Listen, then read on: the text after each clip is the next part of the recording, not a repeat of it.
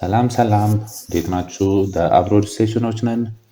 ለዚህ ቻናል አዲስ ለሆናችሁ ሰብስክራይብ፣ ላይክ፣ ሼር እያደረጋችሁ በዛሬ ቪዲዮአችን የምናየው አውሮፓን እና ኤሲያን ታሪክና ዘመናዊ ህይወትን፣ ባህልንና እድገትን የሚያገናኘውን ቱርኪ እንቃኛለን። ቱርኪ ለመጎብኘት ወይም ደግሞ ለመሄድ ላሰባችሁ ቱርክ በእንግዳ ተቀባይነቷ ትታወቃለች። ሰዎቹ ምን ያክል ተግባቢና አጋዥ እንደሆኑ ጎብኚዎች ብዙ ጊዜ ይደነቃሉ። እንግዶችን መቀበል፣ ምግብ ማጋራትና ሻይ ማቅረብ የቱርክ ባህላዊ ዋነኛ ክፍሎች ናቸው። ጉዟችን የሚጀምረው በቱርክ ትልቁ ከተማ በሆነችው ኢስታንቡል ነው። ኢስታንቡል በቦስፈረስ ባህር ወሽመጥ ተከፍላ በአውሮፓና በኤዥያ አህጉራት ላይ የምትገኝ በመሆኗ ልዩ ናት። ለዘመናት ይህቺ ከተማ የባይዛንታይን እና የኦቶማን ጨምሮ የሀያላን ግዛቶች ዋና ከተማ ነበረች። ብዙ ታዋቂ መስጊዶችም እዚህ ይገኛሉ። ለምሳሌ ሰማያዊ መስጊድ እና ሀጊያ ሶፊያ እዛ ቱርክ ውስጥ የሚገኙ ናቸው። ቱርክ ውስጥ የአዛን ጥሪ በከተማ ውስጥ ይሰማል። ይህ እምነት በዕለት ተዕለት ህይወት ውስጥ ያለውን ጠንካራ ሚና ለጎብኚዎቹ ያስታውሳል። ባዛሮች በመባል የሚታወቁት የባህል ገበያዎች የቱርክ ባህል ጠቃሚ አካል ናቸው። በእነዚህ ገበያዎች ሰዎች ቅመማ ቅመም፣ ዳቦ፣ ፍራፍሬ፣ ልብስና በእጅ የተሰሩ እቃዎች ይገዛሉ። ምግብ በቱርክ ህይወት ውስጥ ትልቅ ቦታ አለው። ምግቦች አብዛኛው የሚጋገሩት በችኮላ አይደለም። ዳቦ ከሞላ ጎደል ከእያንዳንዱ ምግብ ጋር ይቀርባል። እንዲሁም ሻይ እንደ ወዳጅነት አክብሮት ምልክት ቀኑን ሙሉ ይቀርባል። ከኢስታንቡል ውጭ ስንጓዝ የቱርክ ተፈጥሮን ውበት ግልጽ እየሆነ ይመጣል።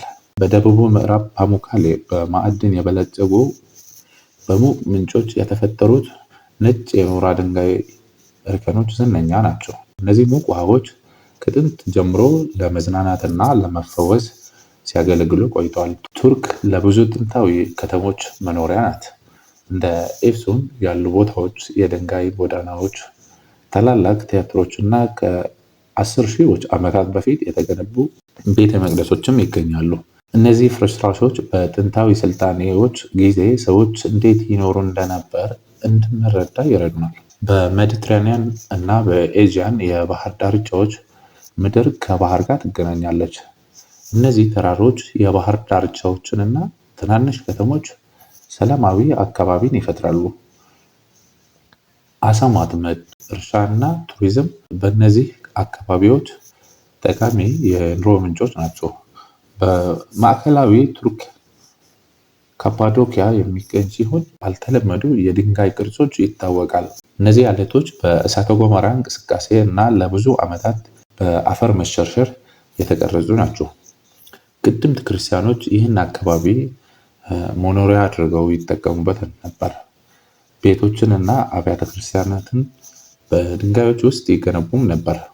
ዛሬ ካፓዶኪያ በፀሐይ መውጫ ላይ ለሚነሱት እና በመላው ገጽታ ላይ እይታን ለሚሰጡ የሞቅ አየር ፊኛዎች ዝነኛ ናት። በቱርክ ውስጥ ሃይማኖት እና ባህል የተከበረ ናቸው። መስጊዶች በቀላሉ ይገኛሉ። ሐላል ምግብም እንዲሁም በስፋት የሚገኝ ሲሆን ቤተሰቦችም በደስታ ይቀበላሉ። ቱርክ ለመጎብኘት ብቻ የምትሆን ሀገር ሳትሆን እንዲሁም ለመማር፣ ታሪክን ለመረዳት እና የተለያዩ ባህሎች አብሮ ሲኖሩ ለመለማመድ የምትሆን ሀገር ወይ ያለች ሀገር ነች። ከቡስቲሊንግ ከተሞች እስከ ጥንታዊ ፍርስራሾች፣ ከተፈጥሮ ድንቆች እስከ የጋራ ወጎች ቱርክ ለተጓዥ እውቀትን፣ ግንኙነትን እና ዘላቂ ትውስታን ትሰጣለች። ቱርክ ለመጎብኘት ላሰባችሁ እነዚህ ቦታዎችን ማየታችሁ እንዳትረሱ። ለዛሬ የያዝነውን ይህም መስል ነበር። መልካም ጉዞ እያለን እኛ በዚህ ተሰናብተናል።